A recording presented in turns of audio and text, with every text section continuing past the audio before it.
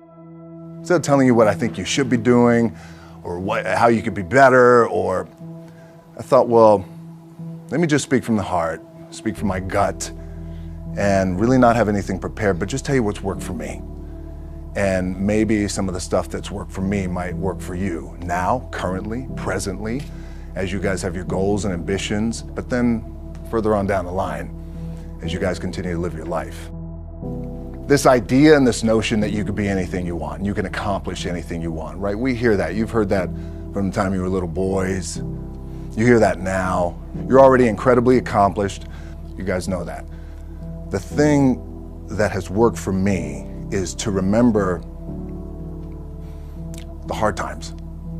So, and I'm sure you guys all have your processes. And again, I'm going to tell you what's worked for me. So before a big movie comes out, before, back in the days when I was wrestling with WWE, a WrestleMania match, anything big that would happen, I would always take a moment and I'd just remind myself, all right, I was evicted when I was 14. We were kicked off the island. We couldn't live in Hawaii. Had no place to live. A lot of shit happened then when I moved to Nashville. I was arrested multiple times by the time I was 16 years old. I would remember that, and it allows me then to be present in the moment and understand, holy shit, the stuff I have around me right now, this is the shit that I dreamed of when I was a kid. I am here. I played for University of Miami, played for great teams. Warren Sapp, Ray Lewis, they were my teammates. They were balling. Warren Sapp was playing tight end that time. I was starting defensive tackle. Yeah, they moved him over to D-line. And he looked at me, he's like, yo, dude, I'm gonna take your spot. And I said, you ain't taking my spot. He said, I'm gonna take your spot. I said, no, you ain't. We battled, and he took my spot. Now you can imagine how that with me, because there goes my opportunity. He went in, switched to defensive tackle, lit the world on fire. Well, what that did, it crushed me, it crushed my dreams. I had a piss poor senior year, zero production, no NFL, no combine invite, nothing. Finally went to the CFL, Calgary Stampeders, making $250 a week Canadian. Now I had to send that home to my wife at that time. Had no money. So I remember that. When I got cut from Canada, my dad in his pickup truck came down 4 o'clock in the morning, picked me up in Miami from Tampa. We lived in a little apartment in Tampa. He drove down in his little pickup truck to Miami to get me when I was cut from the CFL. And I thought, well, I leave home like you guys left home. I'm ready to tackle the world, to get after it, achieve my dreams and goals. Crushed by 22, 23 years old. Now I got to move back in with my mom and dad. I played on great teams though. Wait a second, this is not supposed to be my future. I'm supposed to be in the NFL right now. I'm supposed to be making a lot of coin and buying my parents buying me taking care of my wife, but it never happened. So I pulled out my wallet, I thought, well, let me see how much money I have. I opened it up, I had a 5, a 1, and change. Well, at least I rounded up to $7.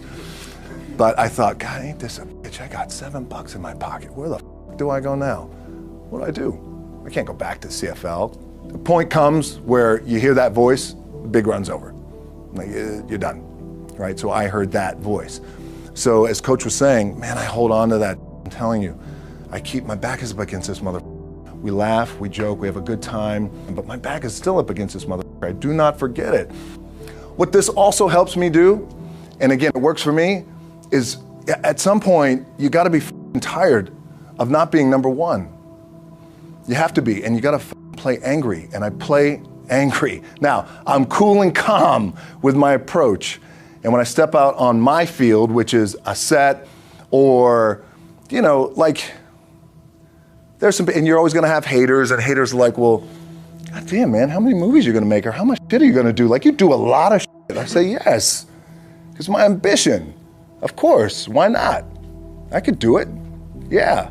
I love what I do. And not only that, but in what world do we not work every day?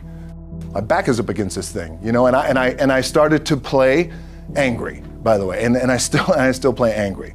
My last match, Brock Lesnar, transitioned, and I realized if I had to be great at something, I wanted to be great in this world of Hollywood and movie making and producing and entertainment, I had to commit, and like you guys have to commit. Obviously, you commit to something, commit to the goal.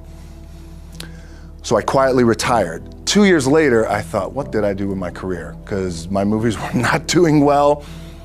I was written off. I was like, it was around 2006, 2007. I was like, I left, I pulled a Jim Brown. I left when I was on top, like #1 in the wrestling business, and I left. It was a ballsy, gutsy, some call it stupid move, but I had to commit and I had to follow what was in my gut.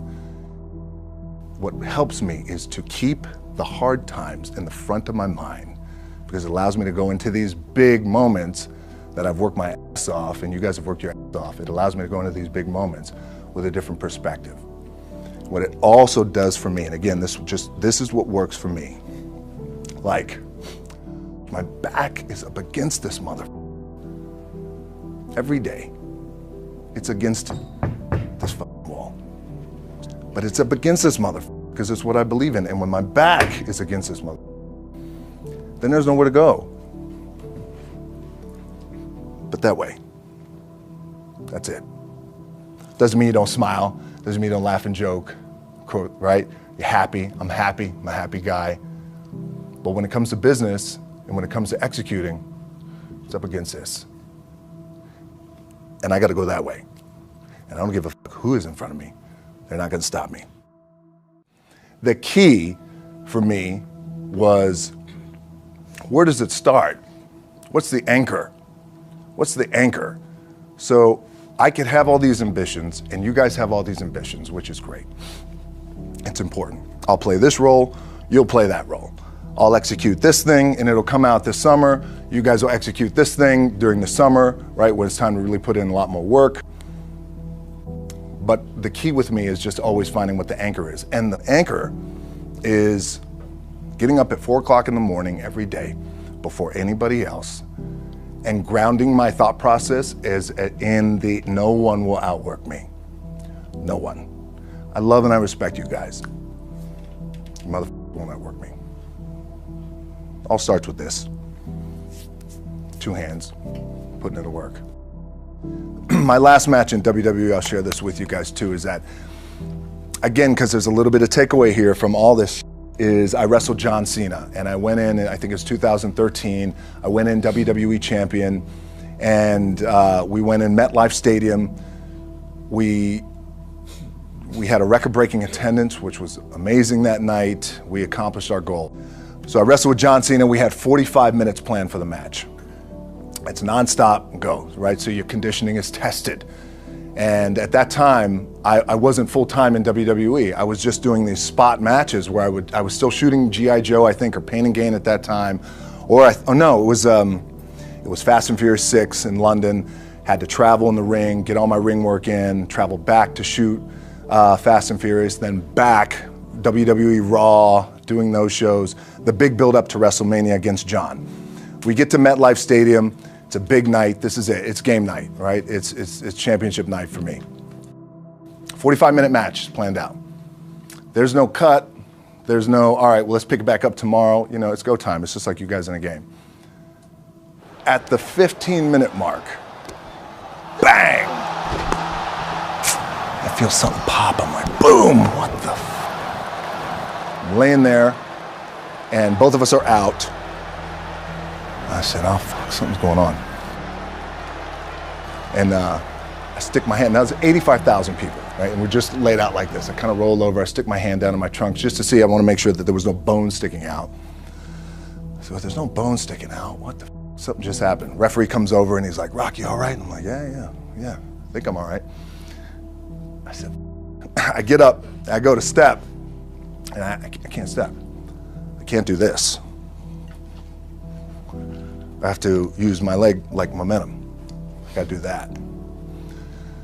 So now in that moment, and you guys are gonna have these moments, you probably already had them already, where you're in the game and you're in the thick of things, and you gotta make a decision. What I gotta do? I'm gonna stay in the game, I committed to the team, I committed to my team, the whole entire roster, right? So I could tell, the ref says, are you okay? And I have one moment. In this moment, it was a defining moment. I could either tell him, no, I'm done. He gives the signal, match is over. Or, let's keep going. We have this decision. And I said, no, let's keep going. I said, how much time is left? He's like, 32 minutes. I'm like, okay. Rest of the whole match, couldn't move. doing everything like this. I'm getting scared because I'm thinking, man, well, what happens if I pinch something or something like, you know, I don't know, your mind starts fucking with you in the moment. There's 85,000 people, your adrenaline's rushing. Thinking, man, what happens if I'm gonna lose my leg or some shit like this, if I've just done something to my artery? Final move of the match is his big finishing move. And I remember I'm getting up and I'm turning like this because I have to fall into him. He's gonna hit me with his big finisher. I remember turning into John and he says, and I remember thinking to myself, God, please don't let this be too bad. Just take care of me. Take care of me. Bang! I feel boom! Now I don't know what the just happened. Now luckily the match is over. He pins me, 1, 2, 3. Comes in the back, I get to the back, I can't move. Now I'm getting a little nervous. Get on a jet, rushed home to my doctor's down in Florida, and get an MRI, find out that I have completely torn my adductor, the top of my adductor and my top of my quad off my pelvis. What I was proud of was to walk out on my own, but not only that, but in this moment where the odds are against you, people are watching, your team's depending on you, you either say, I'm done, or this whatever the is going on, it's temporary, and it may fuck me up at some point down the road. But I'm not gonna let this opportunity go by without giving it my all. As you guys know, there's nothing you can't accomplish. You're gonna go on, you're gonna become world champions. The key for me, what I think one of the keys is, remember where you came from, keep that in the front of your mind, and when shit goes bad and it goes sideways, a lot of shit does, you're getting booed out of the building, or you're coming through this injury, or people are writing you off, oh, you guys ain't make it, you know, any of that. You gotta keep it in here. And it really has to, it should drive you. It should. It works for me. It should drive you. You got all the talent in the world. It's all here. Really, the two things I want to say are, you gotta be the hardest workers in the room. And don't f the opportunity up.